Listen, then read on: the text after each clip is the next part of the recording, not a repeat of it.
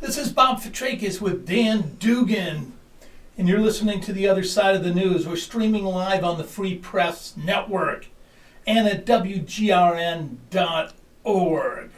Also, listen to 94.1 WGRN LP-FM as well as WCRS LP-FM at 92.7 and 98.3.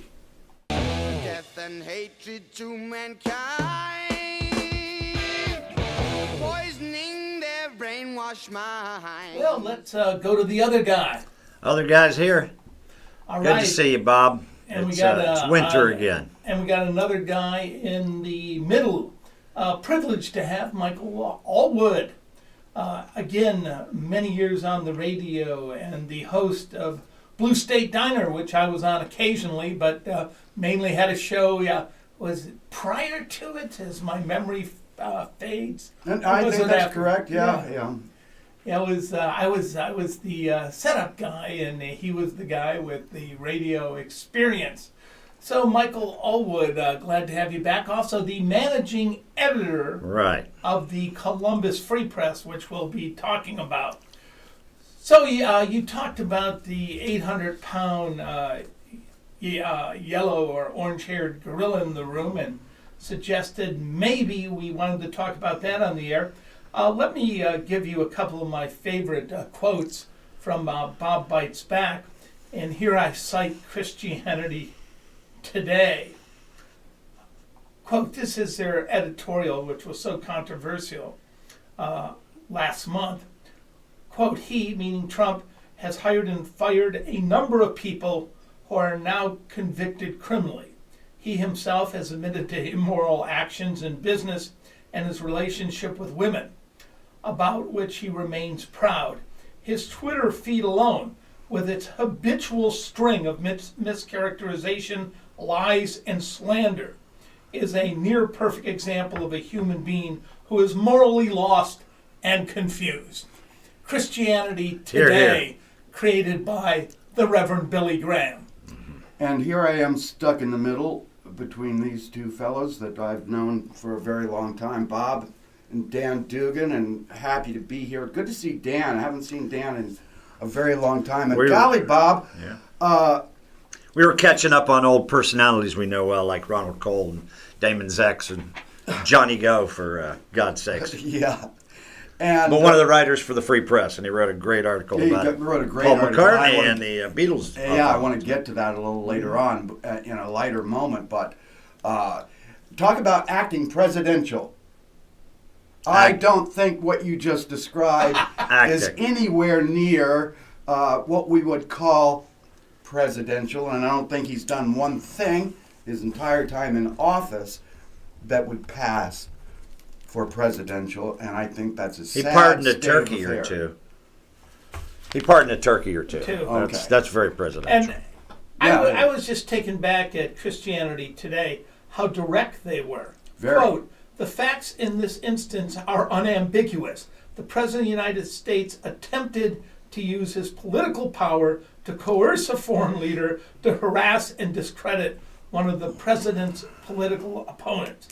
This is not only a violation of the Constitution, but more importantly, it is profoundly immoral. And in the last couple of days, we are seeing more and more evidence that corroborates that. Yeah, with Lev Parnas being charged and then telling all. He's really laying it out. Trump comes back and with the same old line he's used many times. Let me guess. I don't know the person. I had my picture taken, and they showed last night on MSNBC Doesn't know him. A series of pictures of Lev Parnas and Donald Trump together. Yes. One of them in a reception line where they're standing together. Right. And then Trump has the audacity to try to say that he does not know the man. Well, what next? You're going to tell me he knew Jeff Epstein?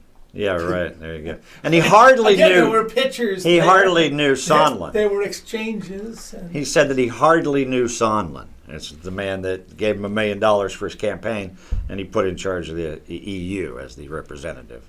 et cetera, et cetera. Uh-huh. I thought you were going to go with the same old thing when he says the conversation was perfect, which, oh my goodness. And I think some of his handlers, maybe they tell him, hey, just go to what works, go what you're comfortable with, keep repeating it. But man, but then he gets out on the stumps and then it all comes out, right? It unravels Yeah. quickly, yeah. But the same line But they love it. I've heard him say many His times, followers. like I have with thousands of people. I have my picture taken with thousands of people. And he tries to say that it was just a Right. day in the life. Right. Just And- another, yeah, another And selfie. it's just another brick in the wall. Well, If you ask yeah. me. I In mean, reality. to try to claim that he does not know this man, when Parnassus explained in a brilliant interview with Rachel Maddow, Right. uh, Absolutely. she did tremendous work Right. in that one interview, Right. and the things that he says that he had dinner in a group of 6 people, including the president, Right. and the things that they discussed at that dinner, Right. and their damning words. And I Sure think are. in the last couple of days, I mean, people had been Dirty Yes. little Rudy was there. For sure. yes, and Who is a braggart? I mean, between him and Trump, I mean, you don't need much of a grand jury because Listen they're to- always bragging and confessing and thinking there's no consequences. Which is why having him as a witness would be incredible. It still amazes me that he was able to keep like 9 people from testifying in front of the House that were subpoenaed. Bob and I have discussed this numerous times. And it's this executive privilege. Just, it's amazing. Well, I amazing. have some good news Good on entertaining this front. political And- TV, and, though. and let me preface this by saying that I think a lot of us have been pessimistic about the possible outcome of the impeachment trial because Yertle the Turtle and his minions are pretty much dead set on acquitting this president. And that's what we think. Right. Yeah, and have even announced, as McConnell did, that he was definitely going to vote Right. not guilty before they even go But in, and before- they're supposed to be Now, impartial. here's Sure. the shining light in this. After watching Rachel last night, I continued watching Lawrence O'Donnell, and he had a very interesting guest on, and that was Lawrence Tribe, The famed The- Harvard attorney, yes, professor, who taught, leading expert, Another probably on the name to learn. Constitution. who was a mentor and taught John Roberts, who was Okay. sworn in yesterday Yeah. as presiding over the Senate impeachment trial. And Tribe says that there is no way that this procedure will continue without witnesses. And so the question of not listening to witnesses is really off the table at this point. Well, Roberts And is a he- conservative, not a reactionary, radical guy from the right. And here's, So he wants to follow the rule. Right. That's and, the and mind. here's that their, was here's the their point Tribe talking was making. points too. They're saying, well, all that should have been done in the House, but the House functions like a grand jury. What they're So to trying speak. to suggest, But they're also McConnell- judges themselves, in a way. well, they or so it they was said by voted on. Hamilton. And, But a grand jury. But that's a good passes, analogy, I think. The grand jury right. passes The case on Right. the case, and the that's grand true, jury yeah, votes. okay. So essentially, yeah. The So House what they're is- trying to say is, well, if there was going to be witness, McConnell and Republicans, that should have happened in the House. No, at trials, the essence of trials are witnesses. Yeah. The grand jury is the indictment. Witnesses are at the trial in the Senate, and you can't get around that. Okay. Yeah, absolutely. Yeah, it'll be really interesting to see what Roberts does and what role he'll play, because I don't think he's the kind to just, be the wallflower. I think he'll want to be involved actively. So.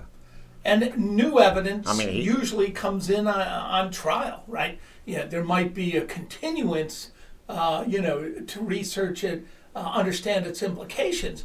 But if there's breaking evidence, you're allowed to bring it in. And I think that Yeah, some of the that too. evidence that's out there might be enough to sway just a couple of Republican senators to do their duty. To do their duty, to act Maybe. upon the evidence that's presented to them. Right. And again, in regards to Roberts, he's a different animal from Yes, the he is. peacock who preceded him in Rehnquist, Yeah. who famously emblazoned his robes with the gold stripes, inspired by a Gilbert and Sullivan opera. He was the Chief Justice, and by God, he wanted you to know it. Yes. Here come the judge. Here come the judge. And one of the least qualified Supreme Court justices ever. He was a political hack that spent his time, as you recall, Michael, screaming at newly registered black voters. Yes. I'm somewhat optimistic about Roberts, just in that regard. At least I think we could figure out where he's coming from. This is the thing about Trump and those type of so-called conservatives. You often don't know exactly where they're going to land, and he really likes to test the winds and see what his followers will think or want to cheer for, the red meat, and then he'll go that direction, often. But I think Roberts is predictable. More rule of the law. kind of Somewhat. guy. Yeah, and so is Lindsey Graham. We know he has an S&M relationship Oh, boy. verbally with Trump. I've never seen Bob's anything got like sex it. on his mind. Well, no, I mean, Well, we were Epstein, They and now ran we got in. They ran in the Graham. Sorry. Republican primary. He ran for president, and Trump did nothing but assault him verbally. And now the guy does Yeah, nothing but be But his support- biggest mhm. And he's not supporter the and only one. apologist. And then we have this new player, too. It's like these names keep popping up, like you guys brought up the other name, which I've already forgotten, but I'll get back there. But Hyde is this guy that has been introduced by Lev Parnas as a new character here who's running for office and is like a super Trump supporter. And, of course, was at Mar-a-Lago when Trump was going around telling everyone that he'd killed the bad guy and unwilling to tell Congress or share or even discuss it with them. At any rate, this Hyde fella is yet another crazy character that just pops up. Right, who claims they were just joking, we were just, But he was in the Ukraine. He was in Ukraine, working with Rudy. claimed to be, stalking the female but he said he ambassador. wasn't. So, yeah. Hey, yeah. it was just a joke. Just That was because I just knew a where she joke. was Yeah. at 4 different locations right in a row Mm-hmm. doesn't mean I was stalking. Okay? Yeah, it was That- just a joke. That was one of the other things barroom that joke. has just Like a recently locker room surfaced, humor. and that is that she was Talk. being surveilled. Right. And That's scary disturbing. stuff. That really That's is. very disturbing. Absolutely. And what hasn't often been mentioned, except maybe on this show, is Paul Manafort, the President Trump former campaign manager, was in the Ukraine with Michael Connell, the guys that were accused of rigging the 2004 election in Ohio, then went on after Right. the 2004 election to work in the Ukraine Right. and make sure there was a pro-Russian Right, president elected. which was not Zelensky's party. No, Zelensky followed the coup, right? I mean, The US Zelensky backed wasn't the who coup. Trump wanted in the first place, or the Trump team, or No, he was a comedian. It was like the Right. equivalent of electing Jon Stewart or or Steve Right. Colbert. Right. There you go. Yeah. But he wasn't the one they were backing, and I'm not sure that always gets right. But Manafort, of course, was there doing his thing. And we're on the other side of the news. Streaming to you from the Indy-Media studios of the Free Press Network here on YouTube, but also available online at WGRN.org. Plus, listen to us on Columbus, Ohio's 2 volunteer-run low-power FM radio stations, Fridays at 5:30 p.m. on WGRN 94.1 The Green Renaissance, and Mondays 5:30 p.m. on WCRS 92.7 and 98.3. Right? Dr. are. Bob Fitrakis? Yes, we are. We have Dr. Oh. Michael Alwood. I've just made you a doctor. And the other side, 98.3. Well, he's a doctor in the sense of Hunter Thompson was a journalist doctor. There you go. A little about your background. He's a bit You go gonzo. way back in journalism. I'm a little gonzo, yeah. Yeah. Yeah. I have I can been attest to that. in the media for And I know Gonzo. going on 40 years, maybe longer. I was a television radio a person when I was in the military. I was the sports anchor for American Forces Network Europe in Frankfurt, and it was broadcast all over Europe. And later I was program director at KDEF in Albuquerque, New Mexico. Wow. of Nice course, weather. I was in very nice weather, and I love it a lot out of people there. don't realize that Albuquerque has 4 seasons. There you go. And later on, I became station manager at WVKO. And my proudest Yes. moment, Sounds of the city. my proudest moment at VKO was bringing Bob Fitrakis back to the airwaves. I There you remember go. There you go. the day we met to talk about it was the day you got the keys to your house, the house you live in now. And we met here. That's right, in At the carriage house. Yeah. Yes. And I said, Bob, what do you think about coming back to radio? And you said, you know, I've been thinking about that myself. I said, well, we'd love to have you. And that day I became the producer of Fight Back, Back, back. with Bob Fitrakis. And golly, we've had some good times together. Oh, yeah, we broke a lot of stories and talked about a lot of issues that other people tried to avoid. I remember there was a longtime listener who called in one Saturday to tell us about the tragic plane crash death of the fellow you had deposed, Michael Connell, Michael Connell, and that's why I thought of it, because we were just talking Talking about about that. who went off to rig elections in the Ukraine before his death. And in Tennessee. What's a guy to do? Oh, the Tennessee was Ethan Gibbs. The Ethan Gibbs is the man who pointed out the election machines had been used in the third world and developed by the CIA, the ones we were now. And he's the guy who. Didn't the internet come about that way? Is that Ethan Gibbs came up to me when I was doing radio at the old VKO when it was a black-owned station, and said, "Look, you claim to be an investigative reporter. Why would Diebold, which makes ATM machines where there's receipts, why would they make a voting machine with no paper trail?" And then I got it. By design. I'm like, oh, good point. You can't recount it. Which led to a book that you and Harvey wrote, What Happened in Ohio. What happened in Ohio? Yeah, the New Press. And in 2012, during the course of Barack Obama's campaign, I had Ohio for Obama had me on speed dial because they were pitching me spokespeople every single day. And one of them was John Kerry, who I interviewed one day. And I said, Senator, I have a book in front of me by Bob Fitrakis called What Happened in Ohio. And don't you know, he admitted knowing about the book, but he would not touch the subject. Considering I briefed him, Jesse Jackson got him on the phone right after the vote in Ohio, and I briefed him on how bad the numbers were, how implausible they were, and he had one question for me.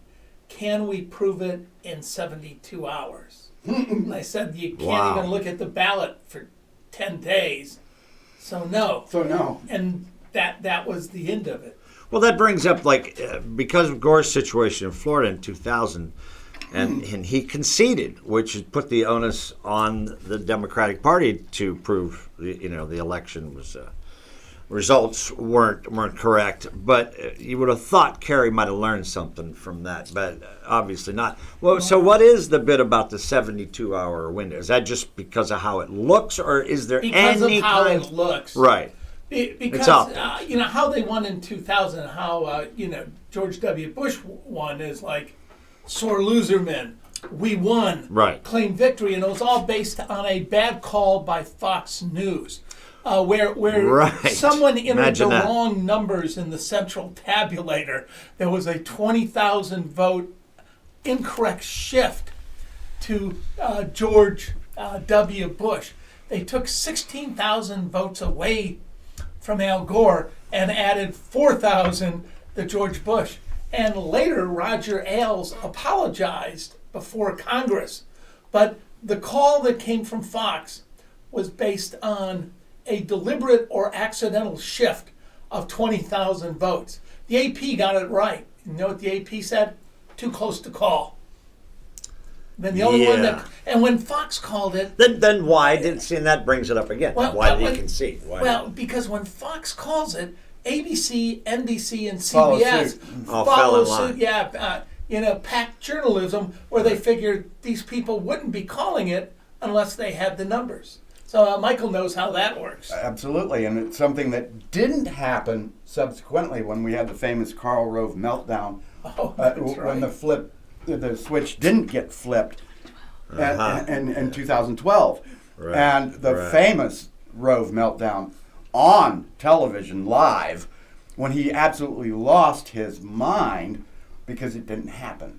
And I'll take some credit for that because the Washington Spectator said I was the main reason because we had, as you recall, filed suit in federal court. Well, that's or turned down. They wouldn't accept our expert witness. And then we went to state court where the judge accepted it and said he would leave the suit open for 30 days to make sure the numbers look good. And 30 days, okay. All And right. also, So there has been some going back to my conversation with Yeah. John Kerry at the Real time, precedents. they were very aware of what was going on, and I asked him about that very thing, the possibility of tabulation manipulation going on, and he said, we're very aware of the situation. We have people on the ground in Ohio, and that's what led, they had people watching, and that's what led to the switch not getting flipped.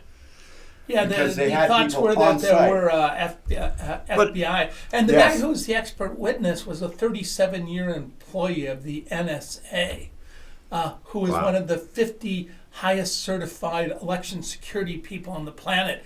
Remember, because ES&S had put in these special patches Right. with experimental So now- which how they circumvented the law by calling them experimental. Right. But knowing a lot of this too, Trump in 2016, if you recall, kept saying that he wasn't so sure. He kept saying the election was Well, rigged ahead of time You'll have to against ask, him Yeah, you'll have to ask Travis was alluding Irvine on this. to not concede. Yeah, the story there is Harvey and I wrote a book called The Strip and Flip Election. Right. Travis Irvine, who was, as a libertarian, was close to Roger Stone. So he gets Roger Stone. How close? We don't want to know. Roger Stone to interview me twice on this book. And the first edition said essentially that the Dems had stolen it from Bernie.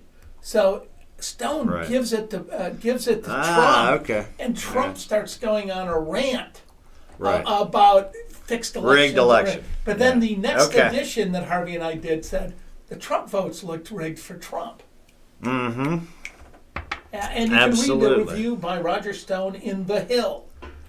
Called it a must-read. Roger Stone, yeah, he's the one with the Nixon tattoo.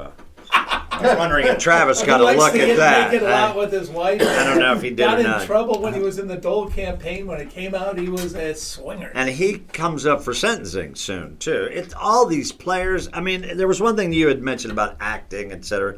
You know, there was one point when Trump, he keeps going through this revolving door of people, people in position. It's how many people have come and gone? I mean, the list just keeps Yes, growing. going and going. And at one point, he even said, "Well, I like acting as head of a department or acting as secretary, so that they can be moved on very like good old Rick Perry, who has already moved on, and he was right in the thick of the Ukraine scandal, and man." Crazy stuff. So, Michael, there's one thing I wanted to ask. How long have you been involved with the Columbus Free Press? I came on board in 2013. I think it was July when we went when we went to weekly format, is when I came on board, and we made a couple of mistakes in personnel, and Yeah. Go on. Particularly, yeah. The Columbus No Free names, Press. but particularly the ad guy. Things happen. yeah. It's showbiz. No, it's even worse. But- It's news. You know, we persevered, and people ask me about this frequently. It's like, do you make a lot of money doing that? Hell no. Of course. We Of don't- course. We don't Big make time. Big time. any money. Yeah, newspapers are But killing the it, good news is particularly a we free We one. don't do it for the money. We do it because we believe in the cause. We believe in journalism for the right reasons. It's, you know, Yeah. I wouldn't have been Hear, hear. allied with Bob and Suzanne as long as I have been if we didn't have the same vision for truth to power. There it is. And- There it is. And that's what we do it for, not for the money. We don't make any money. We don't have very much time. I do want to encourage listeners and viewers to pick up this January edition of the Free Press. And because all it the is- editions that are out there. and all of them, yes, Dan. And there's good stuff in here. Bob Bites Back is a must-read. The cover story is a must-read. If you care about what goes on in Ohio and in our nation and what is about to happen in this election cycle, then this is a must-read. But there's also some wonderful gems in this particular edition, and I want to draw your attention to another very old and dear friend of mine. And a friend of Dan, And Johnny friend- Go. well, The one Go time- Man. We one time, go way back. John he was Petrick's- gonna fix. He was gonna clean my clock one day, and I asked him if he'd fix my wagon too. We haven't gotten around to that yet. One of these days. Sorry, go ahead. But we go back Great ways. column, this one. No. And this particular column by John is about the Joe Peppercorn Beatles Marathon Great event. that he puts on every year right around Christmas time. And this was the 10th year. And there was a big surprise at this one because it opened with a video of Paul McCartney telling them to keep it going and keep going on.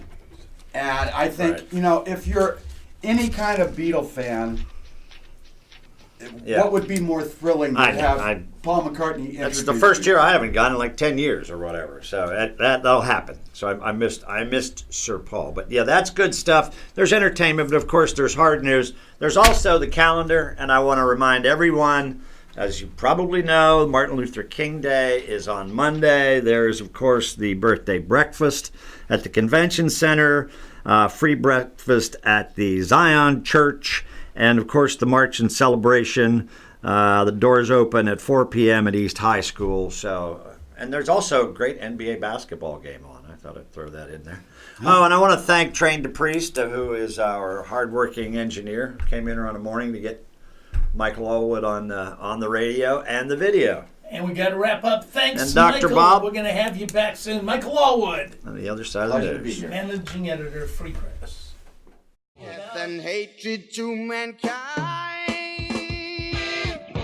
poisoning their brainwashed minds. Oh, Lord, yeah.